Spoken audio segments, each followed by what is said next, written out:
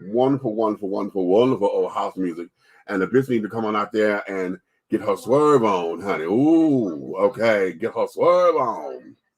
However, I don't know if I'll be able to make it because we got some shit we got to take care of with my car club and a couple of other things that are on the table. Okay. So right now I'm fine solo. I'm sure my co-hosts are going to come in a moment. Aunt Nikki and the big guy, Ally Big Red, will be coming in momentarily. Everybody, we're still trying to pick up the pieces from everything that has been going on over the last couple of weeks. So yeah, that there is that. Okay. So having said all that, let's get right into it because I want to start with let's go into this whole thing with the Texas heartbeat bill. Okay. Here's something that I found today that I thought was absolutely unbelievable because I didn't think about it from this particular perspective. What up, Doe? Hunter, Pride Hunter, honey. That's the D-Town right there. That's Detroit, honey. Okay, what up, Doe? I want to read this article to you. This is coming from ABC News. And I thought this to be rather fascinating because it gives us another perspective as to why it is that this heartbeat law that the Supreme Court has decided to uphold. It says here that LYFT and Uber to cover the fees for drivers sued under the Texas law. Right. Okay, catch that. They're going to cover the fees if the drivers are sued under this new Texas law. Catch what the article is saying. It says, ride-hailing companies Uber and Lyft said Friday they will cover the legal fees of any driver who was sued under the new law prohibiting most abortions in Texas. The Texas law bans abortions once medical professionals can detect a cardiac activity, usually around 6 weeks, and often before women know they are pregnant. Rather than be enforced by government authorities, the law gives citizens the right to file civil suits and collect damages against anyone aiding in abortion, including those who transport women to clinics. Catch that. Okay. San Francisco-based Lyft said it has created a fund to cover 100% of the legal fees for drivers sued under the law while driving on its platform, calling the Texas law an attack on women's right to choose. Let me get my lips together. My articulators are not working properly. Lyft also said that it will donate $1 million to Planned Parenthood. Quote, we want to be clear. Drivers are never responsible for monitoring where their riders go or why. Imagine being a driver and not knowing if you are breaking the law by giving someone a ride, Lyft said in a statement. Similarly, riders never have to justify or even share where they are going and why. Imagine being a pregnant woman trying to get to a healthcare appointment and not knowing if your driver can counsel on you for fear of breaking the law. See, that's the other side of that. Okay, Uber CEO Dara Khosrowshahi, I just told that up, I know, responded to Lyft's statement in a tweet announcing a similar policy for its drivers. Quote, drivers shouldn't be put at risk of getting people where they want to go, end quote. Uber is also headquartered in San Francisco. Earlier this week, the chief executive of Tinder owner Match Group said she is setting up a fund to help any Texas-based employees who need to seek an abortion outside of the state. Rival dating app Bumble also criticized the law and announced on Instagram it would donate funds to 6 organizations that supports women's reproductive rights. Both dating companies are based in Texas and are led by women. Match Group says CEO Shar Dubey is creating the fund on her own and not through the company. She spoke out against the law in a memo to employees Thursday. Quote, I immigrated to America from India over 25 years ago, and I have to say, as a Texas resident, I am shocked that I now live in a state where women's reproductive laws are more regressive than most of the world, including India, Dubey said in the memo, end quote. The Texas law, which took effect Tuesday after the Supreme Court denied an emergency appeal from abortion providers, constitute the biggest curb to the constitutional right to an abortion in decades. It does not make exceptions for rape or incest. Oh, I didn't know that. It does not make exceptions for rape or incest. That part I did not know. Wow. That part I did not know. Okay. So now, here we are. We knew that the fallout was going to happen. We knew that there were going to be a lot of things that's going to come out of this. However, let's look at this practically, because just as Uber was saying, okay, how is it that because you don't know if you're breaking the law or not, somebody can, cancel your ride because they think they may be breaking the law? Or how about you don't know that you're breaking the law and then somebody wants to sue you because somebody gets out of your car, you dropping them off, you don't know what the hell is going on. And see, here's the thing, it's all up under perception. A lot of those Planned Parenthood places and things offer more than just abortions and things. They have health care. Some people see their doctors in those particular places because that's what they can afford. They also have family planning and things of that particular nature. So we have a number of issues here that this particular law is stepping on. They really, as I said on our previous show, they really have not established whether or not the law was constitutional or not. Everything else is saying that this is unconstitutional. Plus, with everything that Roe v. Wade had brought about, honey, this is a complete step on all of that. And now that Texas passed it, of course, Georgia is trying to do the same thing. They're trying to get their bill put back on, and so I think I read Florida is another state that's trying to do the same thing.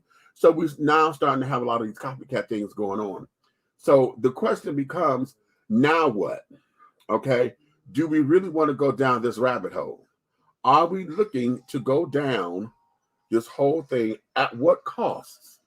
Okay, let's look at this from this other practical standpoint. What about the anticipated violence that could come from this?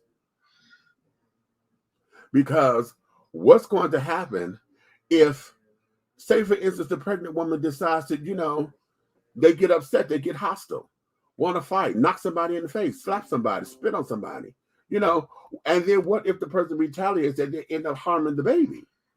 You hit the woman back or whatever, you end up harming the baby. See, see if we play that what if game, this thing will never end. So they're gonna open up this Pandora's box, and they don't know what they're looking at. They don't know what they're getting themselves in for. They do not know what this. Okay, just like when 45 was voted up in here, I said, okay, this is what you said you wanted. Now deal with it, right? All right, let's go for it. What's the comments? What y'all say in the comments? Okay. Good evening, everybody. Hey, Tracy. Hello. Hey, real estate. What's going on? Beach. Hey, Hugh. What's happening, baby? Let me go here. Let me play something that came across over on Instagram, because here's some other thought-provoking things that come out that we have that just brings about discussion. Check this out. Ugh, so proud of Texas for putting a ban on abortions after 6 weeks. Word? Gotta look this up. Yeah, it's really going to be a game changer. Huh, that's weird. What? Well, it looks like abortion providers can be sued, but there's nothing in here about being able to sue the men who create the unwanted pregnancies. Wait. Yeah, like can men be sued if they rape a woman and or cause an unwanted pregnancy to occur? Why would they? Maybe harsher punishments for rapists? I'm not seeing that either. Have they increased the pay for social workers, CPS workers, and orphan caregivers? Why is that necessary? Because of the surplus of children that will be in the system. Oh, you thought because this state is forcing people to have children that they were going to keep them? I don't... Ugh, so many kids in the system. Ugh, and the amount of kids that stay with parents who don't want them? Trauma. Who's going to protect all these children? I mean... Okay, there. How about that? Okay, did this woman bring up a few points in that? Okay. Can men be sued? Now, when we had the previous show, I was saying before that, yes, I believe in a woman's right to choose and this, that, and the other, and I will fight for that. But y'all know, like I said yesterday, honey, in my case, personally, I truly believe, honey, if you were to do that and it were my child, don't you tell me. Don't you tell me, okay? And I wish that men who really want to have their children or whatever had a stronger voice in that. Because what that does, that alienates men altogether. Well, you can't tell a woman what to do with her body, but that's my child too. It's my child too. See? So men don't get a say in that, and that's where, personally, I think that's where one of the flaws is with that particular, with the whole, I can't tell a woman what to do with her body. However, let me say this. I do know that it's also protection from the woman, because back when I was born, a woman couldn't get her tubes tied unless her husband said she could. Okay. My mother was telling me that after she had my sisters, she was done. She said, "Okay, I can't get no more, honey, but male and female that occurs. You got two of each, honey. I'm done." And so she had her tubes burned, clipped, and tied. Okay, and she was telling me that the doctors were explaining to her that she had to get her husband's permission. And she was like, "You can't tell me what to do with mine, honey. He got all the kids that we gonna have. Okay, and that's going to be it because I'm done." Okay, so I understand the need to protect women, because oftentimes, up until the women's rights movement and carrying on, women had no say so in their bodies and things, because the man was always, or the husband or whatever, or male dominated entities were always telling women and doing for women and giving women their thought processes. So I understand the reason why, and I understand the reason for protection. At the same time, we now got to come back and find a happy medium, because men have no voice. Okay, men have no voice in it at all. And then, of course, with child support and carrying on, I know of men, honey, who have it was proven that the man was not even the biological father of the child, but the court. And listen, here in Michigan, the courts will sit down there and tell him, "Well, you're the only father that the child knows." So, he was paying all this child support or whatever. I know there was a story a few years back. The guy haven't even met the child. He was just sitting up there paying child support, to come to find out that when they did a DNA test, he was not the father at all. But the court system told him, because he was the one that was taking care of her all this time, they did not denounce, revoke, or give him a refund of all the money that he paid into that system. And so a lot of these cases, the men's voices are not heard. Okay, they are not heard. So now, on the flip side of this coin, you're going to empower the everyday citizen, just like with Uber, because this child got dropped off or whatever, or because somebody get a hair up their ass, or because you trying to WWJD, and be all Christian or whatever. You end up wanting to sue the Uber or the Lyft drivers because of something that you think that again, like I say, we don't know what they're going to the clinic for. You're assuming that they're going for an abortion and all of that. And then this gives you the right, or, the chutzpah, to then want to charge them and everybody involved because of what you thought. See? So now, yeah, and we don't have anything set up for crime or whatever. We already talking about trying to retrain the police or whatever. Here's the thought. Now, this is a pot-stirring thought. This just hit me. I don't know where this can go, but let's play this out. What if this is part of some kind of elaborate scheme, okay, to fortify police? Because, with the whole defund the police movement, is this some kind of something? Are the pundits going to jump on this and say, "See, this is why we need police protection and blah, blah, blah, blah, blah," because you have created anarchy, and folks want to come in trying to have martial law on their own, recognizances and things, or what, is this what we're about to come into? Food for thought, children. Food for thought. Okay. So, in having all of that, that's just interesting. So now that you're able to sue, and again, the law does not cover rape or incest. So if it doesn't cover rape or incest as far as being exempt from abortions, can I then, or can anybody then go after the men who caused the pregnancy?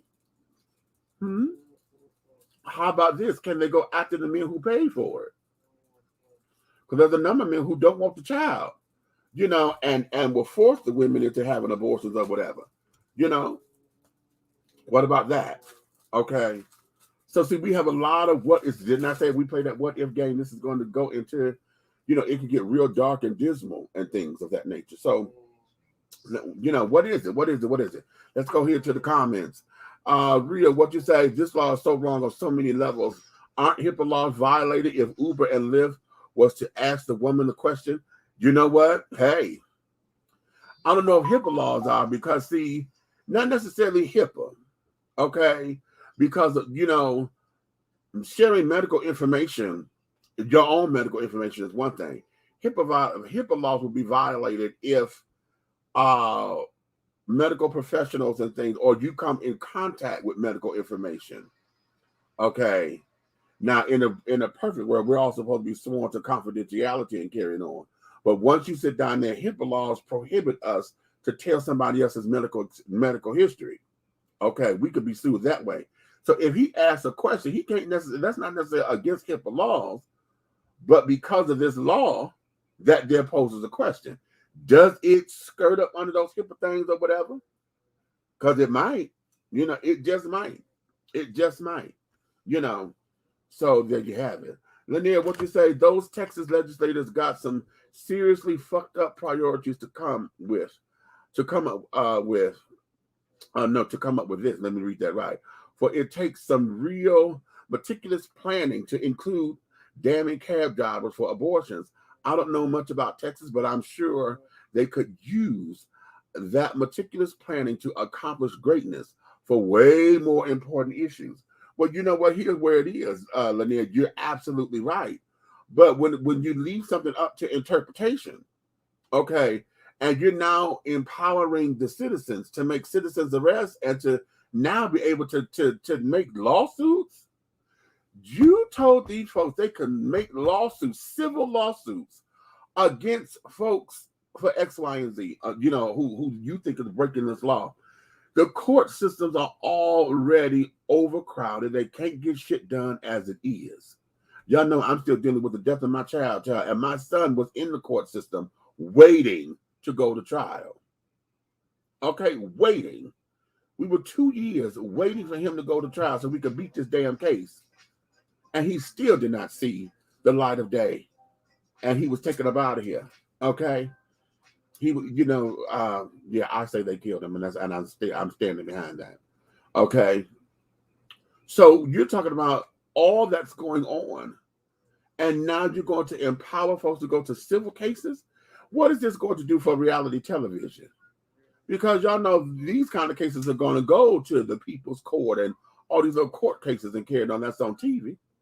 What is that going to do to the psyche of America? And carry it on. So, what does, that, See, when we really look at this, and start to unravel a few things, and there's going to be more. Like I said, this thing just broke yesterday, and today already LYFT is saying that they're finna to put a fund together. Okay, what else is about to come out of the way for folks to have to prepare for? Because we're gonna have happy ass motherfuckers who like to sit down there and get sue happy. Everybody want to sue somebody these days. I think they're gonna get rich quick off of a lawsuit. Okay, and what is that going to do to the court system? Those of y'all who are lawyers out there, talk to me. Okay, y'all know what this is. How about this? Wait a minute. No. Public defenders. I want to talk to y'all. Okay. let's talk to y'all. But wait a minute, this is a civil case, so it may not go to that kind of trial. These are civil cases. So no. I may not need a public defender on this. However, some folks may try to get cute and want to bring in a lawyer and this, that, and other to do the talking or whatever. What? What? This is what we say we're doing. So there's more to come. So this is just getting some shit together, but there's more to come, and y'all know that. Y'all know it. Y'all know it. Y'all know it. And let me go here. I'm gonna say this. Isn't Texas is a red state, right? It's a Republican-led state and carrying on. Because I got a feeling that every state that is Republican led, okay, that I believe all of those states are going to be the ones that's going to want to piggyback on this particular legislation. And it's going to be one of these particular talking points when you start talking about the gubernatorial races, because I know here in Georgia, ours is next year for 2022. There should be a number of them coming up for 2022. A lot of governors being reelected and carrying on. And then, of course, you're going to set up for 2024 for the next elections. Okay, presidential elections and carrying on. So what is this? What is the, I believe this is a bigger plan, because I think this here is to get everybody up and running and things of that nature. So I don't know. Let me go back to the comments, Chad. Lord. Okay. Texas is trying to set the bar for sending Americans back into the dark ages. I can't fuck with that one. Okay. Defunding, aka disbanding the police, is not a new thing. It has been done in cities over a decade plus, like in Camden, New Jersey. Yes, we understand all that, but it's not whether or not this is a new thing or not. That's not the issue. The thing of it is that now what has happened is we are now on this as a politicized item. Okay. Folks have been doing this, before. We've been talking about that, independently in different cities. A lot of times when we had I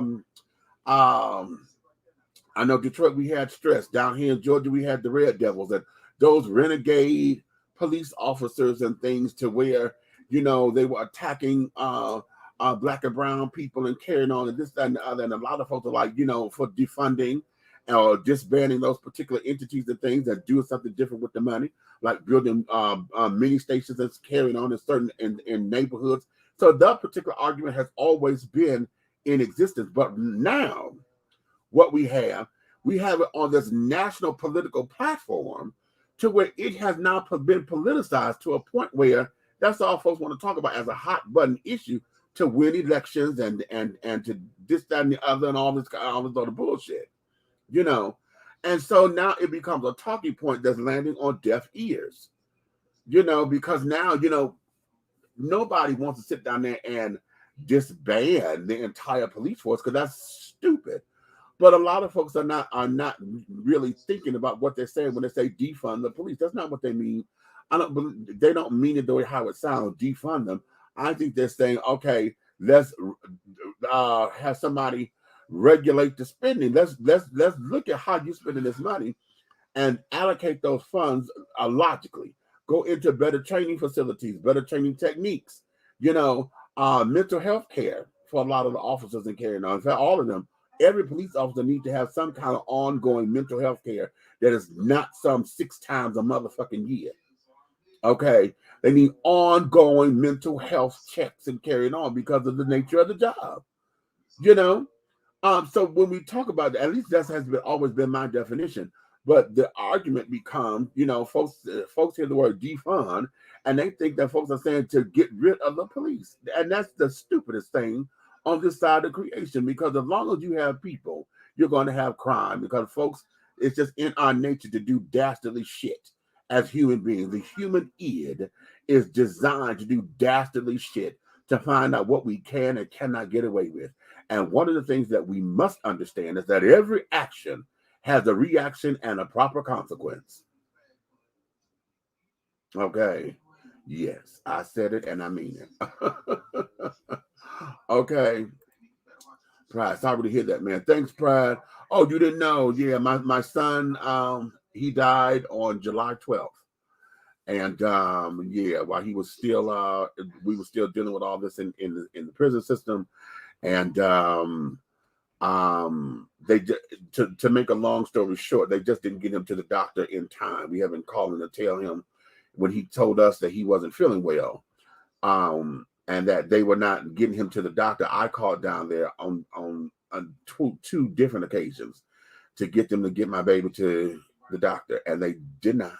They told me, "Oh, we'll look into it." They told me that twice, a week apart. So, yeah, when they finally did it, because the inmates was like, "Listen, y'all need to come and get him because something's wrong."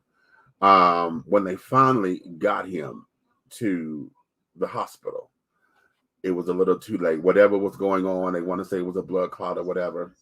But he went in on a Wednesday. My baby was dead Sunday night, early Monday morning.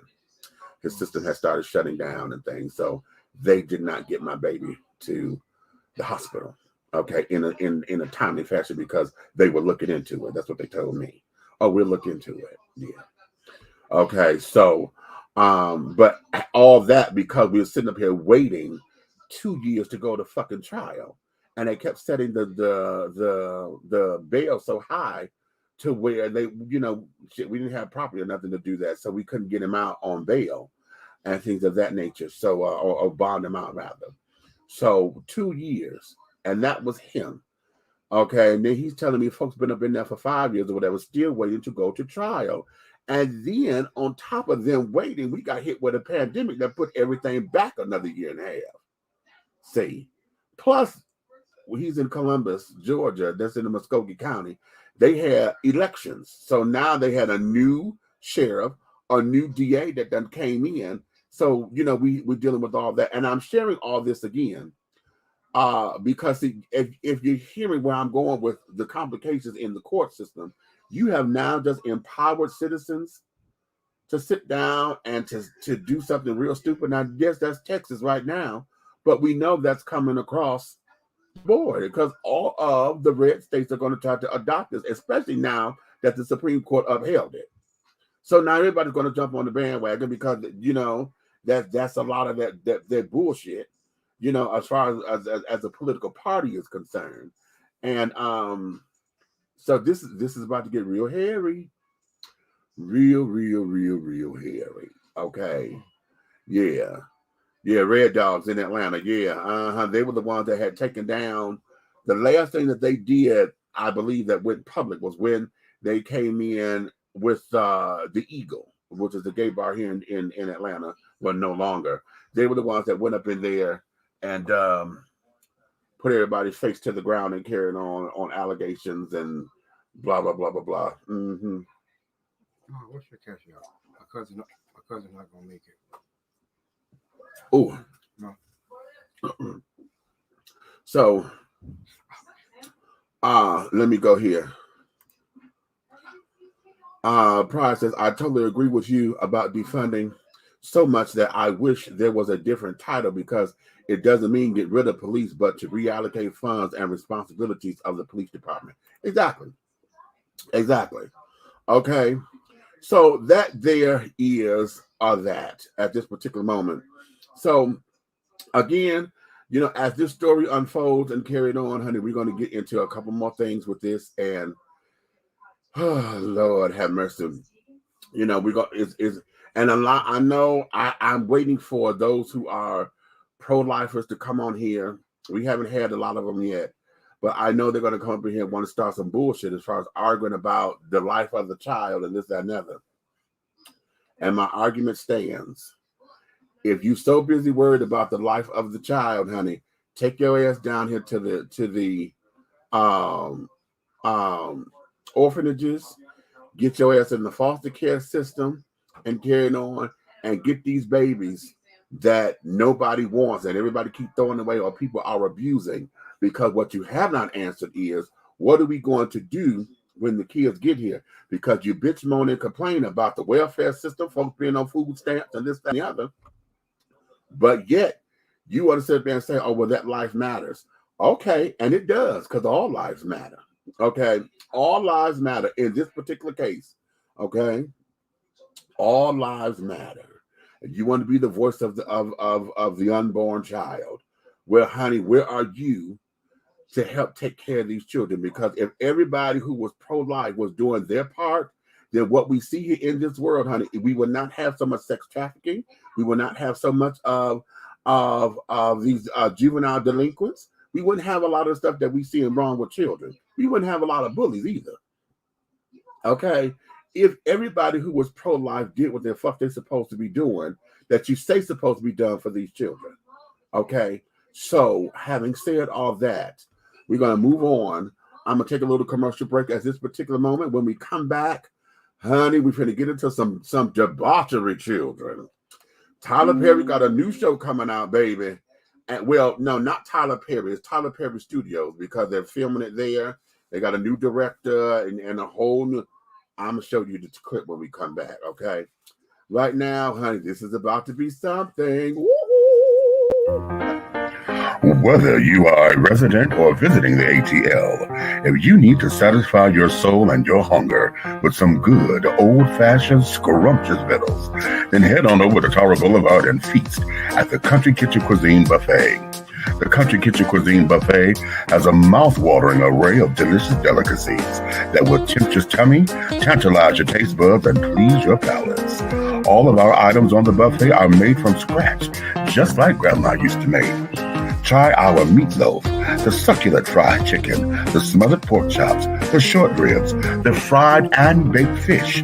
Try our oxtails, the turkey wings, and don't forget some of those fantastic sides with the macaroni and cheese, cornbread dressing, greens, cabbage, red beans and rice, potatoes and gravy, and oh my God, don't forget the cornbread and those decadent desserts. Your hunger will not be denied. Come on down to the Country Kitchen Cuisine Buffet, located at 8562 Tara Boulevard in Jonesboro, Georgia. Come on down and tell them that Big Meech and Dishing Tea I sent you. Yeah. Angelo Ellerby, the Henry Higgins of hip-hop, is the founder, president, and CEO of Double Exposure Media Relations. Double Exposure Media Relations is a full-service public relations, marketing, and artist development firm specializing in publicity, photography, artist promotion and artist development, makeup artistry, event production, and EPK development.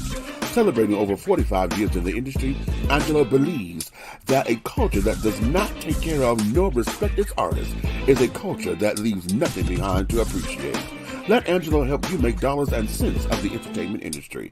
Contact Double Exposure Media Relations at 201-224-6570. That's 201-224-6570.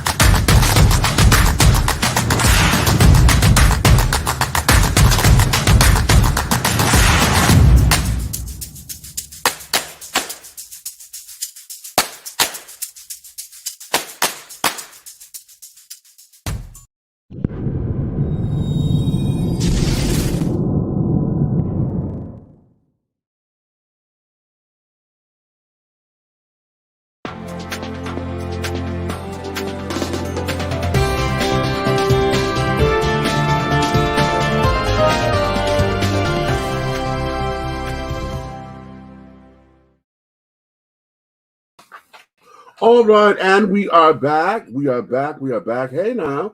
Um Let me go to the comments because I see folks have come up in here and things and want to get their perspectives in. Let's see what we got right here. Mr. Michael Calhoun, what you say? I think every woman should have a choice whether or not he wants to hear my voice, because sometimes people are not ready for a child. So if that be the case, do I have kids? If that be the case, do I have kids that mistreat them? I guess that why have kids and mistreat them? I think that's what you're trying to say in that. But okay. Okay. All right. I feel you on that. Hey, y'all, taking care of some other business. We'll check back in a little bit later. All right, Bugs. Thanks for stopping by. What is going on with my articulators today, Tab? Okay. I want some inbox to info. What you want, baby? You want that country kitchen cuisine, baby? Down here on Tarver Boulevard. If you're in the Atlanta area, down on Tarver Boulevard in Jonesboro, right there, honey. I'm telling y'all, Thursdays through Sundays from 11 a.m. until 7 p.m., baby. You go down there and get you. It's a soul food buffet. The food is very, very, very, very fresh. They constantly turn it over, as far as keeping the things together. Now, when you go in, you got to glove up and stuff in order to serve yourself and things of that nature. And the food is what's off of the chain. And y'all know I'm a foodie, honey, and I ain't gonna lie to you. I ain't gonna steer you wrong about no food, baby. I ain't gonna steer you wrong. Y'all going down there. Let tell Pastor Jimmy, honey, that big meat sit you here. Okay. How much is it? If you go up in there, depending on what they have on the buffet, usually it's like $15.99 for all you could eat. If you don't want to sit there and eat, you can get it a to-go tray, and that will include meat, 2 sides, and bread and a dessert. And I think that is like $8.99 to go. And what they do, they allow you to come in and to look to see what's on the board on the buffet. And once you something that you like or whatever, then you go pay for your plate. They give you a tray, then you make your tray and come on back, and you can take it on with you. Okay. So yeah, now if you are a foodie like me, honey, my God, today. Now y'all know I can't eat as much as I used to. Okay, my eyes are still bigger than my stomach. But one of the beauties about this place that I adore is that if you get full with your plate, honey, they'll let you take what you have on your plate. They'll let you take that to go. So you can say, oh, can I get a to-go box? And they'll let you take that home. Okay. You know how a lot of other places, if you eat and get full, they won't let you take the food home. They will allow you to do that. Okay. So that there was really, really, really, really cute. So yeah, I want you to have a topic about the Aretha Franklin movie. Honey, you missed that, but if you come in Sunday, I'll bring you in so you can talk about it, because we talked about the movie and all of that. Okay. But yeah, on Sundays is I said what I said, and that's when we give all of our listeners an opportunity. You get to come up here on the panel with me, and I'll give you 5 minutes, baby, to talk about whatever you want to talk about. And if you want to talk about the Aretha Franklin movie, bring it, honey, bring it, because I want to hear your thoughts about it. Okay. So listen, let me go here, because I said we want to get into some debauchery, right?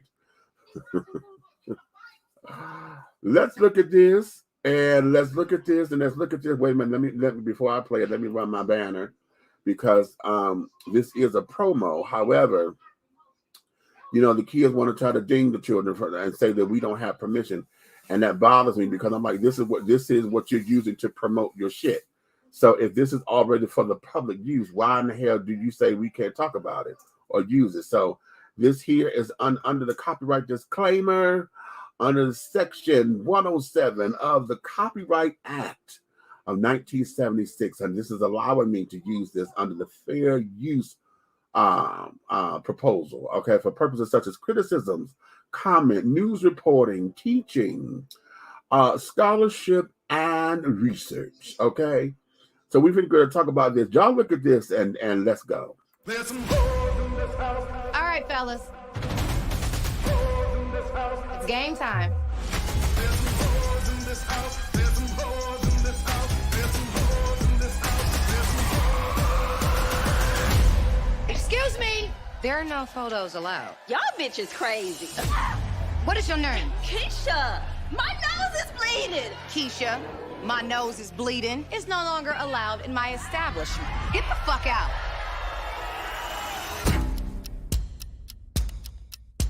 $60 days in a halfway house and you're free.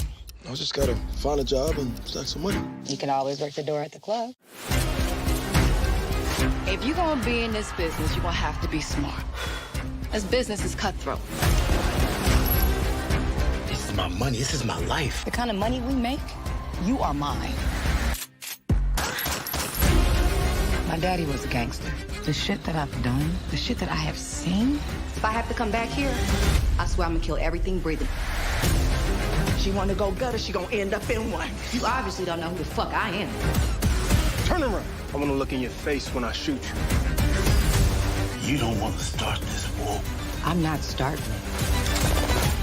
I'm winning. Nothing personal. It's just business. Keep an eye on her. Let you know when I think it's time to move. That woman is Satan's sister. Everything that I do from here on out, I do on my own. All hail the queen. All the queen's men. Let's get back inside. Show these motherfuckers why we number one.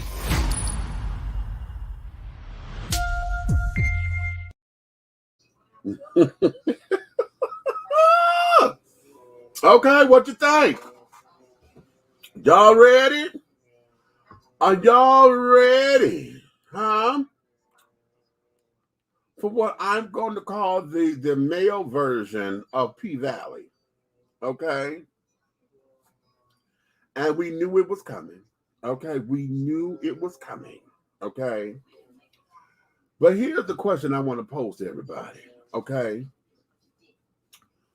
When it comes down to the male exotic dancer, okay, and it kills me that we have to always stress that, because we just can't say exotic dancers anymore, you know, and let that be. We have to say, oh, I'm a male exotic dancer. Well, shit, if a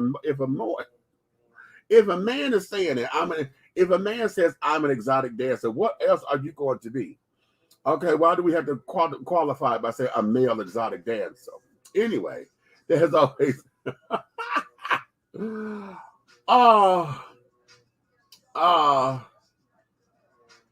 but are we ever going to allow the culture itself to be open to men being in the business, or are we just going to treat it all as sex workers and see men who are dancers as sex workers and whores and sluts and carrying on?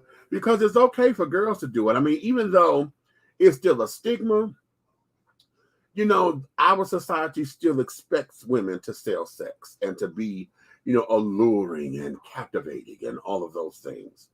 Okay, we still expect those kinds of things from women. Okay, as sexist as that sounds, you know, our society and our culture is still, you know, we haven't even tackled that. As a matter of fact, I don't even think we want to tackle that, outside of saying, oh, this is degrading women and blah, blah, blah, blah, blah.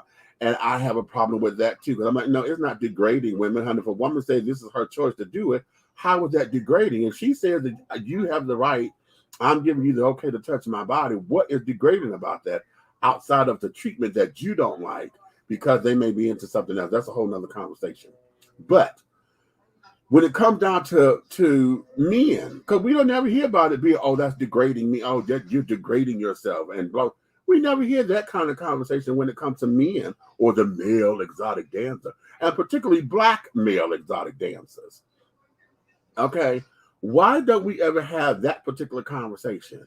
Okay, or do we? And it's just not broadcast, or it's not on the bigger platform, you know, and not just from the religious aspect, because I know the church is going to say, you know, the church has always got something to say, and this, that, and the other that has to do with lasciviousness and debauchery and sin, you know.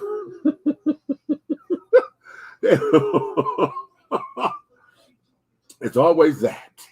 However, we have not had those particular conversations. And then I'm going to go into something here. Let me go into something here that's going to be very sensitive, and I may lose all of my men up in here, okay? Because this is a subject that maybe men don't want to talk about, and I know straight men don't want to talk about another man's dick. However, why is it that in these particular instances, because the whole idea of the male exotic damsel is to sell sex, right? But then at the same time, why is it that why do women and gay men penis shame folks? Because, you penis shame them or dick shame them for something that is out of their control. Okay? I was hoping I had the clip in this particular, because there's another trailer that they have.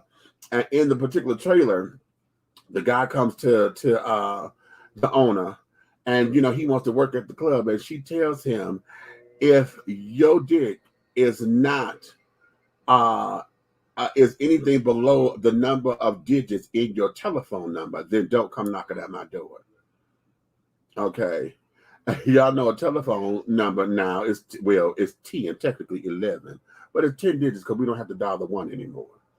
Okay, so in that particular aspect of it, why is it that we have built a culture? We talked about this before on the show, but I don't think we got any traction on it because, again, I think folks get quiet when it comes down to talking about men and carrying on, and then it takes us into areas that may be a little sensitive or whatever the case may be, and folks don't want to look at it from a serious perspective. But why is it that, the dick shaming is something that is prevalent? We got songs out about, everything is all about that. If you want to embarrass a man, you tell him that, he ain't but that big and blah, blah, blah, blah, blah. Why is it that we allow this kind of shaming to happen with men? It's in line with body shaming and fat shaming and slut shaming and all that. All of the shames. Okay. When you're shaming, honey, and just wonder, and why is it that there is that? But I want to specifically go on the penis shaming because that's out of folks' control. They ain't got nothing to do with that. That there, everybody want to talk about what ain't natural, what's natural, this, that, now that there is directly from God. So, honey, are you mad at God or are you mad at the fella? Okay, so, and why is it that shaming is so important? And that's probably the bigger question. Why is it that shaming is so important? Oh, we are so quiet.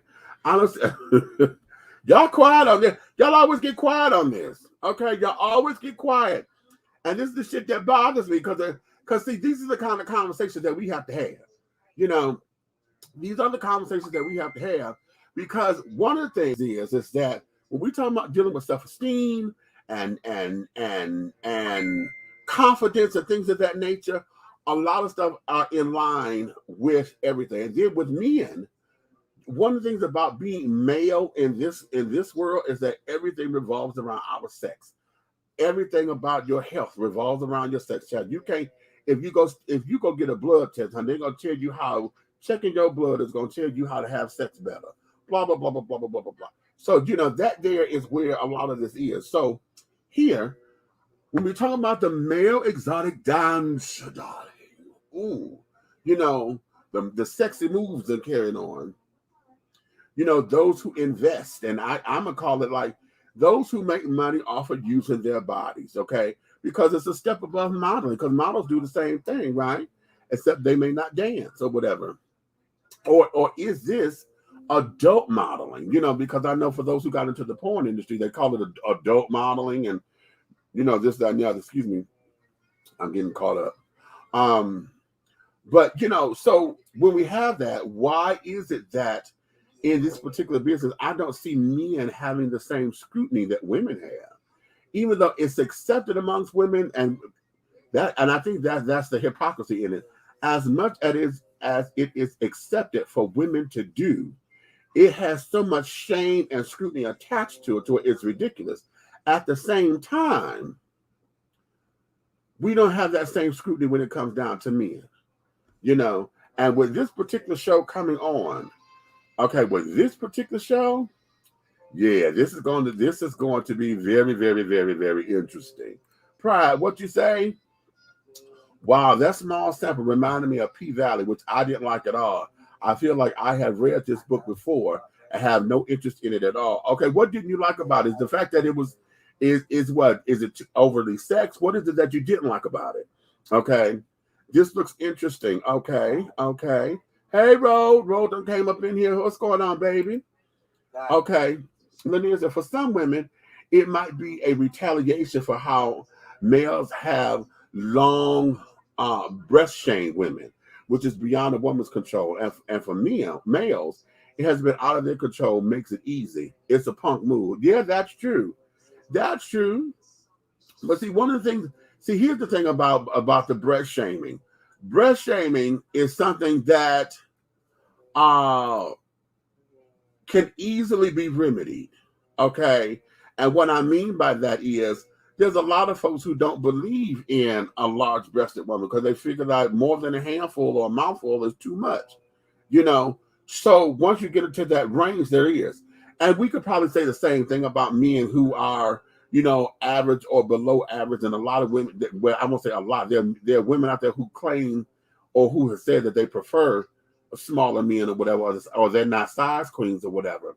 However, in the world where we have everything about a man's size being everything to him, particularly black men, and we have always had to deal with the stigma and the stereotype of what the black anatomy is, the black male anatomy, I think that may be a little bit different to overcome, because now if a woman is experienced, you know, hell, most of the time, well, let me say, I won't say most of the time, I'm gonna say in my experiences in listening to women and talking to women, even as a gay man, with the men that I've been with sexually, most of the time, I'm not a size person anyway, but the women that I have come in contact with who said they're not size children, that's not what they're going for, you know, right off the bat. You know, they're looking for the personality and how a man makes them feel and how they organically go into the session.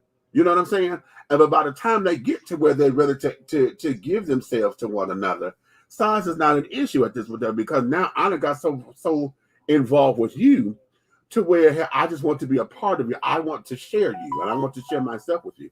And that there has always been the case in my experiences and in having these kinds of conversations. But when it's one-on-one tricking or whatever, you got folks who claim that, oh, well, that's just my preference. And oh, you got to have something that make me feel that and blah. All of those craziness. Okay, yeah. Okay. Pride. Okay, that is completely from a different perspective. But when we are going to get some good creative shows of substance, but when are we going to get some creative shows of substance? Seems like we get more and more of the same old things, such as crime shows that we as Black people used to complain about, except now we are the ones writing, producing, and directing these shows now. Ooh, okay.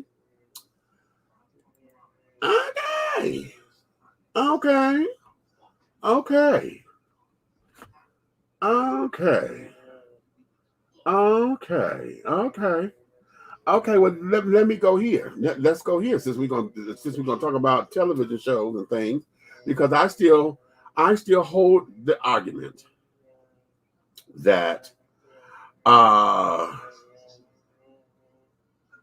when the Cosby Show was on, and I had Black folks sit down and tell me they couldn't relate to the Cosby Show. Okay, when the Fresh Prince of Bel-Air was on, they related to that because it was comedy. You know, it was comedy. And it, you know, they had a little bit of coin, but the idea of it being a sitcom was because you got somebody who came from Philly, from the hood, you know, and now he brought the hood to the suburbs, you know, and to the highfalutin stuff. And so I think a lot of folks were still connected better because they feel that they still had some hood in it, you know, and it wasn't all prim and proper or whatever the case may be. and it wasn't upper class. It wasn't a middle class. It wasn't upper middle class. It wasn't upper class. You know, doing how the Cosby's gave us. The Cosby's gave us a middle class, upper middle class family, honey, where both parents were astute people, that were raising their children and gave us real situations. I never understood when folks said they couldn't get it, but now, is that what we want? Because we keep saying we want to write our own stories and tell our own stories or whatever. But then when we tell a story, we always want to go back to the cussing and the fussing and the shooting and the bang 'em ups and this, that, and the other. And we keep saying that, oh, well, I'm speaking from my experience. But we have more experiences than that. How did you get through all of that? What did you do at night, honey? How did you get to school? What did you do to dream bigger than that? What is it? Show us can we get a movie about the dream, honey? If you in the hood, what is it that you dream about to get you out of this shit? Okay. How was it that you saw your life? Where did it unfold? You know what I'm saying? What is it? If you didn't have your father in your life, do we have a movie where it's the dream of what I think my father is? And how we get caught up in the fantasy of that and then compare that to who he really is. You know what I'm saying? Do we have that?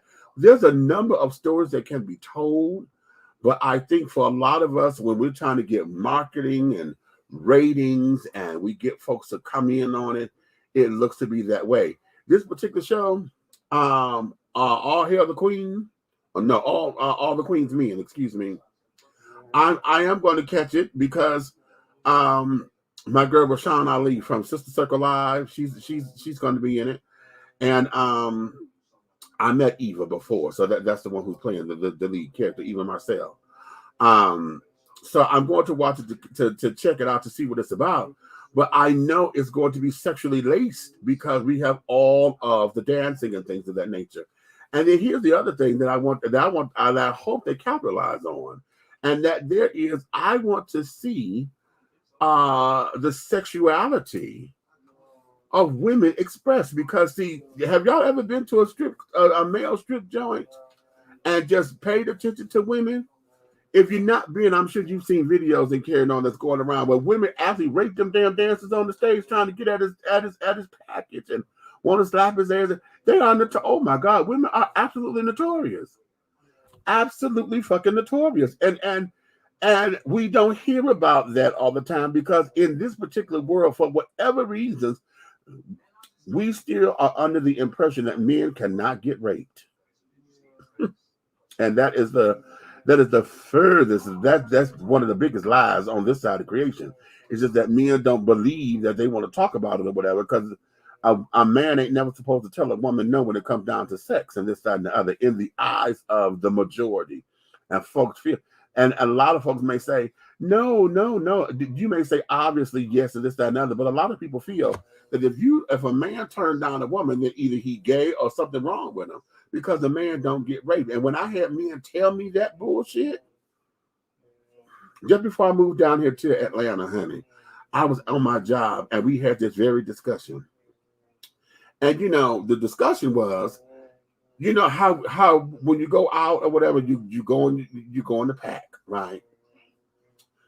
And so the thing is, if you're going to leave without us, bitch, we need to know who you with. So you bring them by the table, or at least you point them out or whatever, so we can sit down here and ID this fool to see what's going on, blah, blah, blah, blah, blah.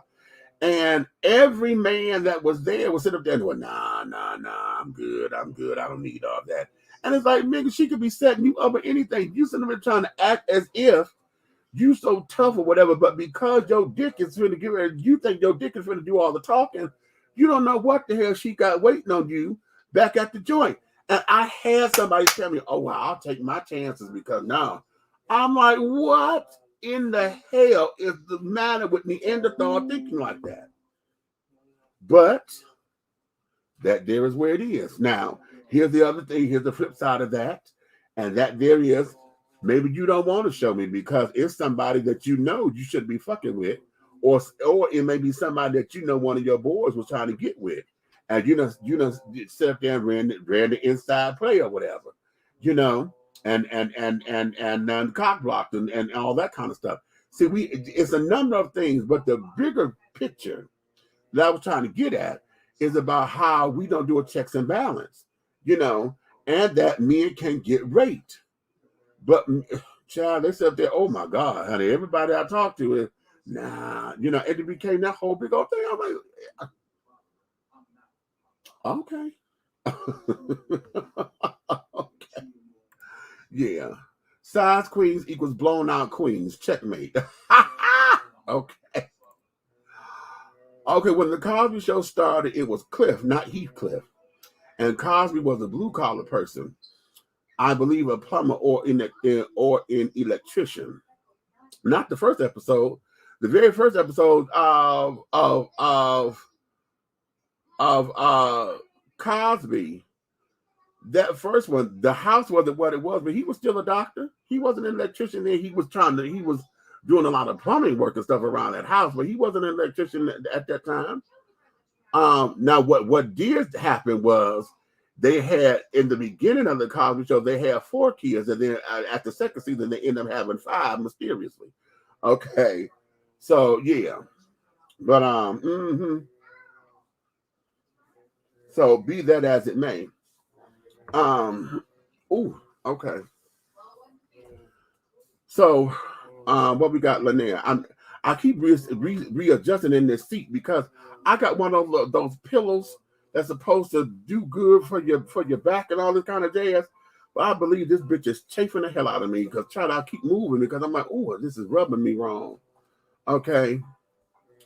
I always say that most size queens become that way by following the dick shaming. So they start out larger penises, but never learn how to maintain their bodies to get back to tightness that can feel, thereby appreciating a smaller penis. Now, you know what? Okay, they don't do their Kegels. They don't do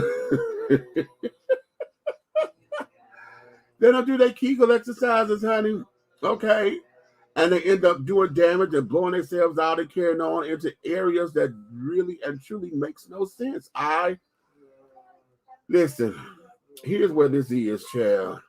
Yes, sex is damn good. Sex is wonderful. Sex is all of those particular things. But here is the real Gaga, child. For those of you who enjoy being penetrated, whether you're male or female, honey, your box is not meant to be jumped on, pounded on, and et cetera, on a daily basis, the way that you claim that you like it. It needs a rest every now and again. Okay? Every now and again, honey. You have to have some rest.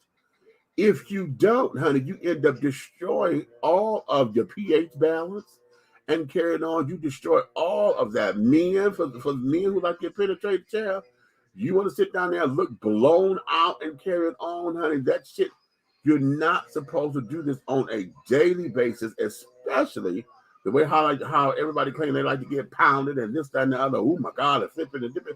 You're bad. Okay. When do you let your body rest to heal? Okay. It's just like with a woman after she has a baby or whatever, honey. You're not supposed to have sex right away. You got to give your body time to heal. Okay, so that there's not a lot of internal damage and stuff done. But you can't tell a bitch that, honey. You can't tell them that. You can't tell them that. You can't tell them that, child. Because, you know, and again, that goes back to sexual addiction and the differences between sexual appetite and this, that, and the other. Honey, you can't tell these children that. And then for those children who believe that oral sex is not sex, child, that's a whole nother goddamn conversation. Okay, it says oral sex. Sex is in the goddamn description. But y'all, I had a number of people say, "Oh, that's not real sex, honey. Penetration is when it's real sex." I just saw that in somebody's group. Somebody was trying to explain that penetration sex is sex because it is meant for procreation and this, that, and the other. And you're not having sex if you're not having penetrative sex to have a baby. And the child said, "Well, if your dick is in my mouth, bitch, hell, you penetrated my mouth." Anywho, that there is that. Okay, I see. Finish chewing. Red down up in here, ready. Red and trying to get up in here. He just popped in. Be that as it may. Hold on. You missed the clip, Red. We're sitting up talking about this new show coming on called All the Queen's Men. It's the male version of P Valley. I'm calling it that because it's a whole about black male strip joints and carrying on. And even Marcel is the club owner and this, that, and the other. And you know, she's gangster and blah blah blah blah blah. So it's gonna have a different take on it. But right now, until it starts streaming, I'm calling it the male version of P Valley. Damn. I should have tried out for that.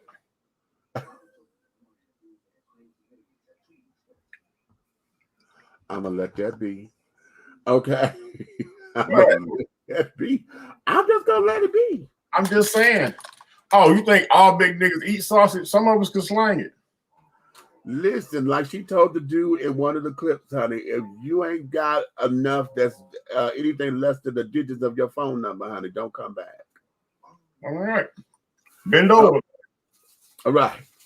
So be that as it may. But the question that while we're talking about this so rauncily or whatever is about, you know, the whole idea of male exotic dancers, you know. Can they ever be artists, you know, and dancers, or let's start it over, or are we going to only see them as sex workers and those trying to get over, you know? Well, the problem here, and I'm glad that we're on this subject tonight because I seem to be a professional in this. No, for 4 or 5 years, I was a manager of a very, very popular group of male dancers.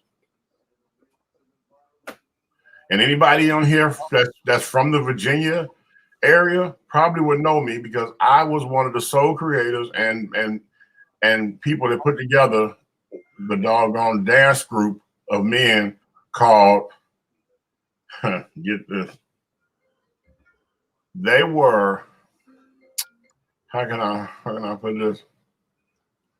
I put it like this, they were like the Tidewater dancers, like for all over Virginia, pretty much, you know. Mm-hmm. I'm not gonna get off into it because there's some legal stuff going on with that, but it's like I had the pleasure of teaching them how to doggone monopolize the business. Mm-hmm. But the problem that lies within the question that you're speaking on, or actually subject matter you're speaking on, is you have a cross between a lot of them putting themselves out for hire. Oh, and you have and then you have also within that for hire bridge, some of them are on both sides of the water. A lot of them are, yeah. Yeah, a lot of them not. And I mean, I had 2 of them in my group, you know what I'm saying, that were gay for pay. Bruh, one of them, the day I met him when he walked in, his stage name was Love Sexy. And I looked him in his face with that damn eyeliner on. And you know what? Matter of fact, it's past the statute of limitations. So if anybody that was ever in the Virginia area in the 90s and stuff, I'm sure you heard of the Ultimate Breed male dancers. We were on the radio. We were at every club there was in Virginia Beach. If you were ever there, the mainstream radio FM stations played our commercials. And every ladies' night of every doggone club in the doggone area that was about anything, we were the feature every ladies' night. We set a doggone precedence for male dancing in that area. Mm-hmm. And at first it was great, but then it became a major babysitting job. But I was able to make those guys so much money that they quit their regular jobs. And some of them didn't even have tuition, owed nothing when they got out of school. Well, how about that? Only because of my business mind, which you already know how that goes. Mm-hmm. You know what I'm saying? If I can dream it, I can stream it. And that's just, I believe it. So I have put it in a position. I look at it like this. We cut a deal with one of the major clubs. And when they took the bait, I was like, well, if they'll do it, why won't the rest of the majors, you know what I'm saying, do it? Because there's a lot of big clubs down there, like, you know what I'm saying, like you would be in New York or Chicago somewhere. So, and I said, well, so I just started frequently, club to club, meeting the owners. Didn't want to talk to management. I want to talk to the owner because I needed decisions immediately. Right. and everything I did was contractual. Mm-hmm. So, you know what I'm saying? Long story short, 5 clubs, 5 days a week. Ladies' night at each club was a different night because they want that draw. They don't want to bump heads. So I got each of their ladies' night at $1,700 a night. My motherfucking thing was to make sure they had 5 dancers. I paid them $100 a head. Right. And they get all their tips. Right. And what I did with that $200 is I paid insurance because I had insurance on my group. You literally can twist your ankle on the stage and I get your medical treatment and your dog don't get workman's comp. Okay. But when you don't get workman's comp, only when somebody beating your ass because the wife done paid for you to smash. Right. I had those problems. What you don't get workman's comp only is when you keep constantly running up at somebody that you think is just a doggone down low situation and they in love and you're not. Okay. Right. So artist wise, I'll say no, because they were self-inflicted when it comes to tarnishing their doggone craft. Mm-hmm. There's so many of them on the other side of selling dick and ass that there's not enough of them over here to make an artistry out of it. Very interesting. You feel what I'm saying?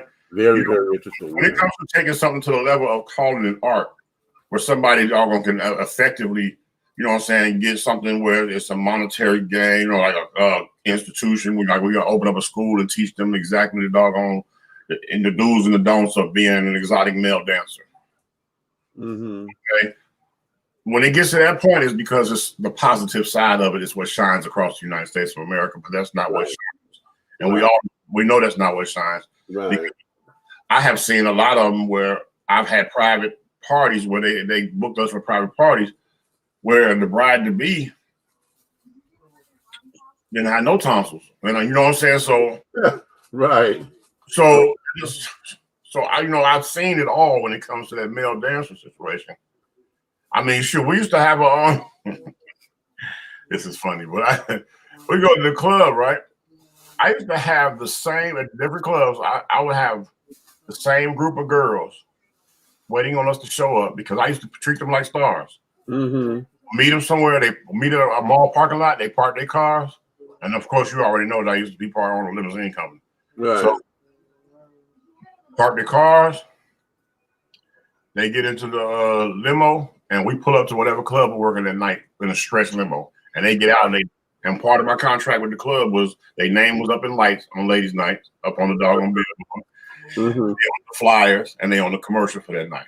So I made the headliners. You got a line of women at each club, each ladies' night down the wall, and this stretch limo pull up, and they get out looking like the Jackson 5. You know, they are. Right. So that's the type of shit I did. Made a major buzz all over Virginia Beach. Virginia Beach, Norfolk, Portsmouth, all that. But when I say the same group of women at each place, we call them fluffers. Yeah. Yeah. And it was amazing to see that they were waiting to be chosen as the fluffer for each night. Right. Right. Like, you know, last week you didn't get chose with the chick next to you that's back again along back that you know she got chose. But you're gonna go back here and fluff anyway. Right. So they fluffed them and put on the cock rings and all that for them. Yeah. So and again, they have to see that artistry. I say no. I say, can it be if they doggone can push it to a positive level? Because it's a beautiful thing. I always said that, you know, saying female dancing, the pole dancing, and all that. I think it's a beautiful thing, but it's going to have to be pushed to a positive light in the United States because right now it all looks like prostitution. Especially now that they want to take pole dancing and try to make it an Olympic sport. Exactly. You know, they want to make, but now I'm gonna tell you what P Valley did. P Valley absolutely gave us an inside track visually on what the dancing side of that is, because the director of that damn show, to give us just the inside thoughts and the breathing and how they sit up there counting to make sure they're on this pole and don't drop, you know, and the athleticism of being up there on this pole and blah blah blah blah blah. Yeah. You know, we saw that with this particular show. That was a little different, you know, than just understanding I'm out here selling sex and, you know, being with and all of that. We absolutely got to see, you know, what it takes to do this particular work and to be successful at it. And so now that we have this new show, All the Queen's Men, about to it starts streaming on the 9th, y'all, of September on BET Plus. So now that we have this about to come into play, and then again, we're looking at this from a Black perspective, because this is all Black male dance. Well, I'm assuming, just because all we have is just a trailer. A Black male exotic dancers. Okay. From that particular aspect, you know, the whole idea of being, you know, the body beautiful children. There's always the body beautiful children that they talk about in these things, you know. And understanding what this is, what it means, you know, how is it that a man gets into this, you know, because we don't hear about what that is. What draws a man to say, okay, yeah, let me go up in here and shake my ass and my dick in front of these bitches' faces? And you know, and I used to have jokes of, I used to pick at my dancers, you know what I'm saying? Mm-hmm. I used to pick at them because I had one I called, he was the captain. I kind of had him the team captain. Mm-hmm. Okay. So when I wanted something or something came down last minute, I would call him and he'd round up who I needed for whatever. Right, right. So, but I used to tease him. I'm like when he bring in a new recruit to introduce him to me, I would tease him. I'm like, okay, well, I want to know, like, how you walk up to this man, like, hey, man, you got a hell of physique, man. I was just noticing how tight your ass was, and everybody laughing, right? Right. I'm like, how many times you done got beat up? So he say, no, I don't do it like that. He's like, he used to be mad, like, quit playing. I'm not playing, bro. Like, I really want to know, how do you approach another man that you know that would be good for this craft? Because you're great at what you do. Right. Really, it's something that you can recognize that I don't see. I'm not a dancer. Right. So, and he pretty much told me, he said, and this is going to get you right here, Meech. He said the mannerisms are everything of a 5-digit income per year and up. Wow. He said, everybody look at it like scum bottom, slutville, right, dog ass niggas. He said, but the articulation and the doggone appreciation of the human body that he sees them doing when they're in the gym or out in the park, or they're carrying themselves, and you see a man, and he's so well groomed and manicured, and the shit he matching all the way down to his socks, but he's still a heterosexual man. You know what I'm saying? So be it. You know what I'm saying? From what I see from a distance, I can't call him what he is. Right, dig it.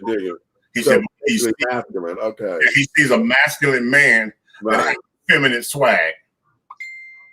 Ha, the metrosexual, bitch. Bam! Oh, bitch! I told you was gonna catch it. I told you was gonna catch it. That's what I'm talking about. Bitch. Before metrosexual, there was male exotic dancers. You know what? God damn it! Wait a minute. That just made me hot. That just made me. Ooh. Wait a minute. I'm trying to throw something at the screen. I'm trying to throw something at the screen. Ooh. All those years I did that, I never had a word for it. And then years later, metrosexual hit the screen. And I said, well, damn, there it is. Damn. Now that's gravy. That's gravy right there. Okay, because I was about to flip that question to you as a manager. Mm-hmm. But then you just said it. You made him the captain that made him to be the recruiter. Mm-hmm. I just handle the business. Okay. Always. Okay. Okay. Let me go to the comments. Let me go over to the comments. Let's see. I forgot the name of the show, but the guy that created The Wire had another show on HBO about the sex industry in New York in the 70s and how it led to the huge success of the porn industry. The Av, maybe.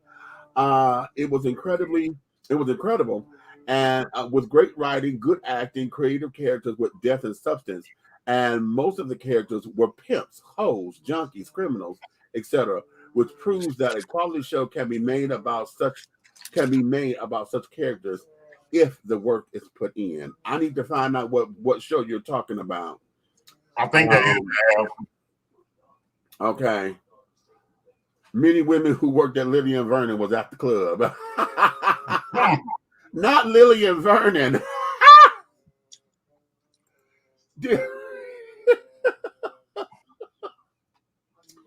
I'm gonna beat your ass, TJ. Lillian Vernon.